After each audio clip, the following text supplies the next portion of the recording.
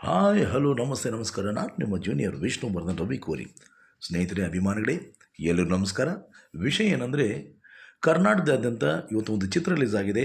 ಇಂದು ಭಾಳ ಶುಭ ದಿನ, ಅದ್ಭುತ ದಿನ. ಅಂದರೆ ಇವತ್ತು ವೈಕುಂಠ ಏಕಾದಶಿ.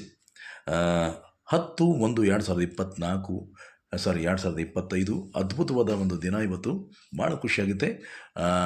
ಶರಣವರು ಅಭಿನಯಿಸಿರುವಂಥ